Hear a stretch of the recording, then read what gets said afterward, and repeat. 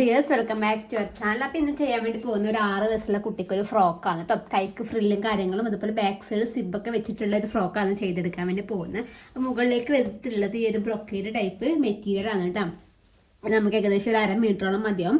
താഴത്തേക്ക് ഒരു പ്രിന്റുള്ള മെറ്റീരിയലാണ് എടുത്തിട്ടുള്ളത്. അത് എടുത്തിട്ടുള്ളത് 2.25 മീറ്റർ ആണ് കേട്ടോ എടുത്തിട്ടുള്ളത്. അപ്പോൾ ഇത്ര പേർ മെറ്റീരിയൽ ലൈനിങ് അതുപോലെ 1.5 മീറ്റർ ആണ് കേട്ടോ.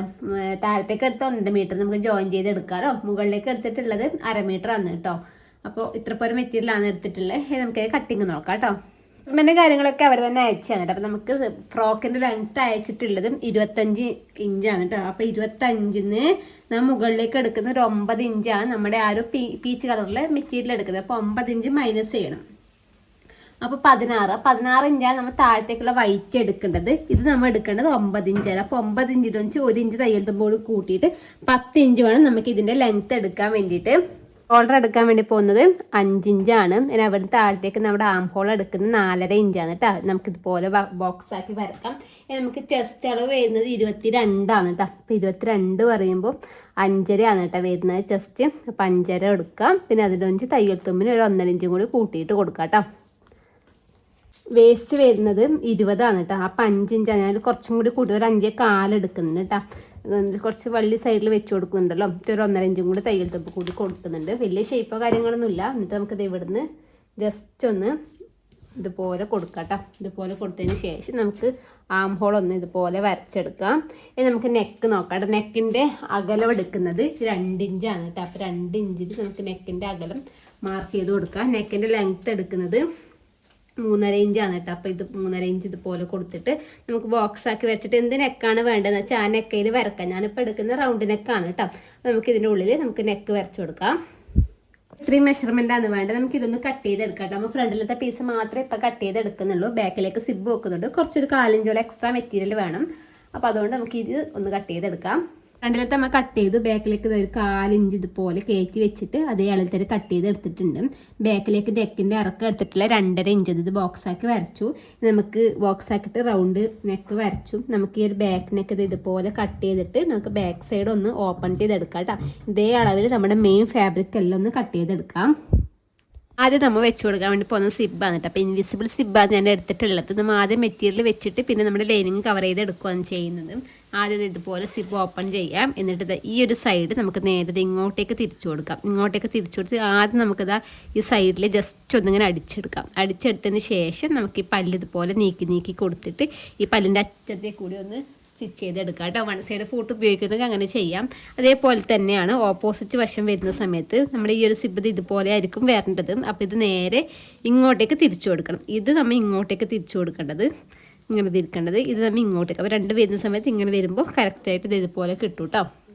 ഇതുപോലെ ഇൻവിസിബിൾ സിബ് വെച്ചിട്ടുണ്ട് കേട്ടോ. ഇത് നമുക്കത് ഇതുപോലെ ഇങ്ങനെ ഓപ്പൺ ചെയ്തെടുക്കാം. അപ്പോൾ നമ്മൾ ഇതുപോലെ ഇങ്ങനെയാണല്ലോ വെച്ച് കൊടുത്തിട്ടുള്ളത്. ഇത് നമുക്ക് ലൈനിങ് പീസ് വെച്ച് കവർ ചെയ്തെടുക്കാം കേട്ടോ. അപ്പോൾ നമുക്കിതാ ആദ്യം ലൈനിങ് പീസ് എടുക്കാം. പിന്നെ ഇവിടെ കുറച്ച് എക്സ്ട്രാ ഉണ്ടാ ഗമ്മു ഇത് താഴത്തേക്ക് വെച്ചിട്ടാണ് ഞാൻ വെച്ചത്. അത് നമുക്ക് കട്ട് ചെയ്ത് കളയണം. പിന്നെ നമ്മുടെ ലൈനിങ് പീസ് ഇത് ഇതുപോലെ എടുക്കാം കേട്ടോ. ലൈനിങ് പീസ് ഇതുപോലെ എടുത്തിട്ട് നമുക്കിത് ഇവിടുന്ന് ഇങ്ങനെ ആം ഹോൾ ആദ്യം അടിച്ചെടുക്കാം. അതുപോലെ തന്നെ ഇവിടുന്ന് നെക്കിൻ്റെ എടുക്കുന്ന കറക്റ്റായിട്ട് വെച്ച് കൊടുക്കാം കേട്ടോ. നെക്കിൻ്റെ എടുക്കുന്നത് ഇങ്ങനെ അടിച്ചെടുത്ത് ഇങ്ങനെ ഇവിടം വരെ വരാം. എന്നിട്ട് ഇവിടുന്ന് താഴത്തോളം ഈ സിബിൻ്റെ സൈഡിലെ കൂടി അടിക്കാം.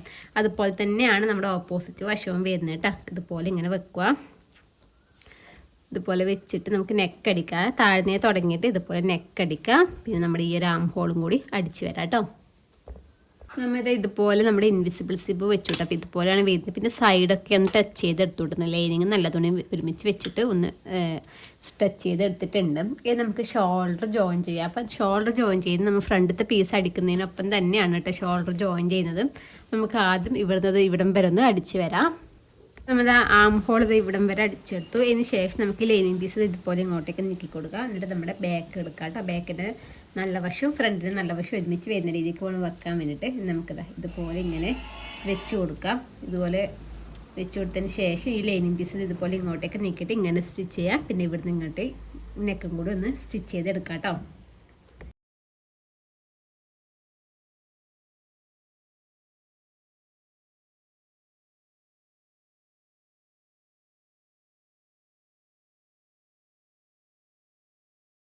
അതിനുശേഷം ഞാൻ 4 ഇഞ്ച് വീതിക്കുള്ള 2 പീസ് എടുത്തിട്ടുണ്ട്. നീളം നമുക്ക് ഇഷ്ടത്തിന് എടുക്കാം കേട്ടോ. ഫ്രില്ലിനനുസരിച്ച് എടുക്കാം. അപ്പോൾ ഇത് ഇതുപോലെ എടുത്തിട്ടുണ്ട്. രണ്ട് സൈഡും ചെറുതായിട്ട് മടക്കി അടിച്ചു കൊടുത്തു. മടക്കി അടിച്ചതിന് ശേഷം നമ്മുടെ ഈ സെൻറ്ററിലേക്ക് കൂടി ഒരു സ്റ്റിച്ച് ഇട്ട് കൊടുക്കുക. ലോങ് സ്റ്റിച്ച് ഇടണമെങ്കിൽ ലോങ് സ്റ്റിച്ച് ഇടാം, അല്ലെങ്കിൽ സാധാരണ സ്റ്റിച്ച് ഇടാം കേട്ടോ. സ്റ്റിച്ച് ഇട്ടതിന് ശേഷം ഈ അടിവശത്ത് വരുന്ന നൂലില്ലേ, ആ ഒരു നൂല് പിടിച്ചിട്ട് നല്ല വലിച്ചു കൊടുത്താൽ മതി കേട്ടോ. അപ്പോൾ ആ ഒരു സൈഡ് ലോക്കാണ് കേട്ടോ, അപ്പോൾ അതുകൊണ്ട് അതാ കിട്ടാതിരുന്നത്. അപ്പോൾ ഈ ഒരു സൈഡത്ത് നമുക്കിത് ഇതുപോലെ എടുക്കാം. ഇതാ കണ്ടില്ലേ, ഇതുപോലെ മല്ല മല്ല മല്ല വലിച്ചു കൊടുത്തിട്ട് നമുക്ക് ആ സ്ലീവിന് ആവശ്യമായിട്ടുള്ള ഫ്രിൽസ് ഒന്ന് ഇട്ടെടുക്കാം കേട്ടോ. ഇതുപോലെ ഫ്രില്ലിട്ട് എടുത്തിട്ടുണ്ട്. അതിന് ശേഷം ഇതുപോലെ കറക്റ്റ് പിടിച്ചിട്ട് നമുക്കൊരു കുറച്ച് ഇവിടെ ആയിട്ട് വെച്ച് കൊടുക്കാം കേട്ടോ. അത് ഇവിടെ ആയിട്ട് വെച്ച് കൊടുത്തിട്ട് നമുക്ക് ആ ചുരുക്ക് വരുന്ന വശമില്ല സെൻറ്ററിൽ, അതിലേക്ക് കൂടി നമുക്ക് സ്റ്റിച്ച് ചെയ്തെടുക്കാം. നമ്മൾ അതിനനുസരിച്ച് ഇങ്ങനെ നീക്കി കൊടുക്കണം. കറക്റ്റായിട്ട് ഫ്രില്ലൊക്കെ ഇതുപോലെ ഇങ്ങനെ വിടർത്തി പിടിച്ചിട്ട് വേണം നമ്മൾ ഇതുപോലെ വെച്ചിട്ട് സ്റ്റിച്ച് ചെയ്തെടുക്കാൻ വേണ്ടിയിട്ട് കേട്ടോ.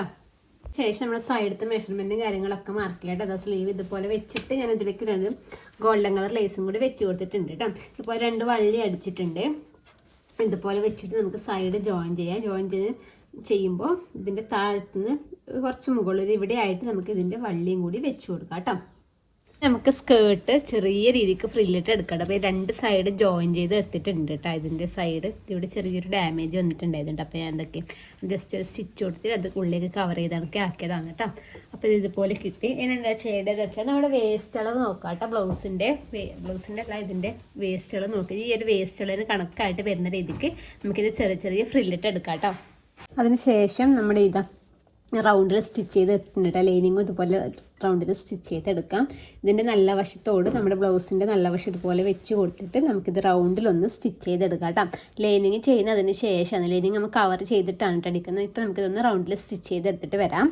ഇത് നമുക്ക് റൗണ്ടിൽ ഇതുപോലെ അടിച്ചെടുത്തിട്ടുണ്ട് കേട്ടോ.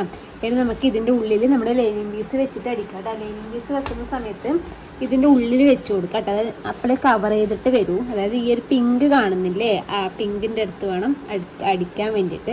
ഇതുപോലെ വെച്ചിട്ട് വേണം സ്റ്റിച്ച് ചെയ്യാൻ വേണ്ടി. അപ്പോൾ അതിൻ്റെ ഈ തുച്ഛം വരുന്നത് അതിൻ്റെ ഉള്ളിൽ കവർ ചെയ്യും. അല്ലാന്നുണ്ടെങ്കിൽ കുട്ടികൾക്ക് ഇപ്പോൾ ഇതിങ്ങനെ വരുന്ന സമയത്ത് കുത്തിപ്പോകില്ലേ.